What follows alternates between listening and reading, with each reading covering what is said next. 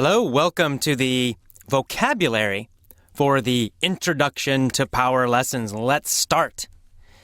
Okay, let's talk about our first word is linguistic. Linguistic. Linguistic means related to language or about language. It's an adjective. So, linguistic factors. I mentioned linguistic factors. A factor is an element. For example, it's a piece of something. So linguistic factors means elements about language, elements related to language. Or even more simply, things related to language. And then in this talk, I talk about non-linguistic factors. Of course, non means not. It's negative.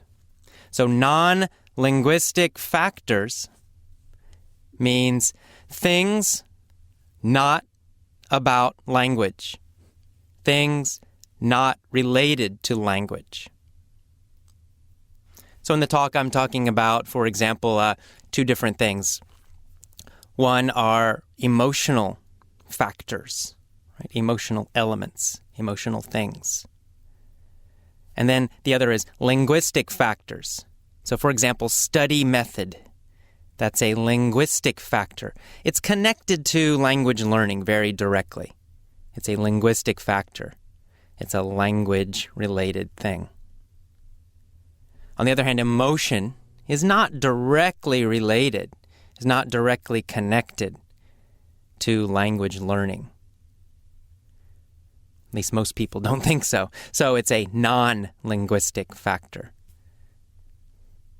All right, great. So that's linguistic and factor. Let's talk about next subconscious. I mentioned the word subconscious.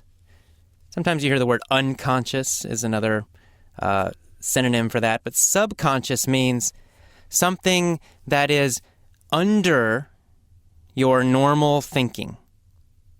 So, for example, if you're quite hungry, suddenly you find that you're hungry, but you're busy, you're thinking about something else. You're reading a book, but kind of under your thinking, you have this idea, I'm hungry, I'm hungry, I'm hungry. It's not a conscious thought. It's not a strong, direct thought. It's not at the top of your brain. Okay, sub means under or below. So it's kind of in the bottom, the back of your brain, this sort of quiet, small voice or this quiet, small thought. So that's subconscious. So I mentioned that you want to engage your subconscious. To engage means to use or to, it's like turn on. So to turn on your subconscious. To use your subconscious, to engage your subconscious. It means you want to use those emotions that are in the back of your brain or the bottom of your brain. You want to use that quiet voice. You want to use those strong emotions that are kind of in the back because they're very powerful. So engage your subconscious means use those. It means choose to use them in a powerful way. I also talk about engaging your physiology. Physiology. Physiology means related to the body. So it's related to the word physical. Right? Physical means body, something that is connected to your body or in your body. Okay, not your brain, not your mind. It's body. And physiology, again, is a similar idea. Physiology means what is happening in your body. It's the systems in your body. It's the parts of your body. So again, engage your physiology means use your body, right? Engage is turn on or use. Physiology, body. So engage your physiology. Engage your body. Use the parts of your body. Use the systems in your body. That's what that means. All right, great. Next, let's talk about the word peak. So peak I mentioned in the main story. peak means top. Now, often we use this to describe, for example, a mountain. The very top of a mountain, we say it's the peak, the mountain peak, or the peak of the mountain. It's the very top part. We also use it in the phrase peak performance. Of course, performance means performing or doing something. Peak means top, so it means doing something in a top way, in the very best way. Sometimes we use this with sports. Say he is a peak performance athlete. He's a top performing athlete. He's the very best performing athlete. So that's, again, peak meaning top, very top, or sometimes meaning best. Okay, so peak meaning top, so emotional state. I talk about peak emotional state. So top or best, peak. Emotional, of course, feelings. And state. State means kind of your situation or experience.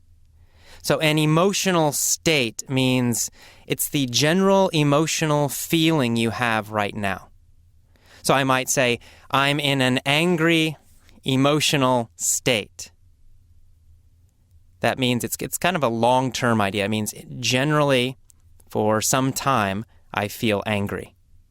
Now, this is a very formal kind of academic or intellectual way to say I'm angry. Okay?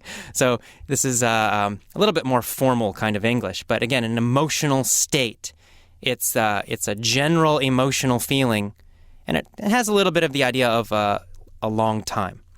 So a peak emotional state, a top or best emotional state, it means feeling very good for a while. Right? Say, I'm in a peak emotional state. I'm feeling very good for some time. Okay, now that is the vocabulary lesson for the introduction to power. Of course, if there are other words you did not understand, you can use the text, use the transcript, and a dictionary, and just find the word in your dictionary and write it on the text, and you can learn more vocabulary that way. It's very difficult for me to guess exactly which words you know and which words you don't know, because every student is different. So I will cover some of the main words, the words I think are quite important. But if there are other words you don't know, just use the text and a dictionary and write the meaning on the text. It's fine. Okay, I will see you next for the mini story. Thanks, and see you again soon.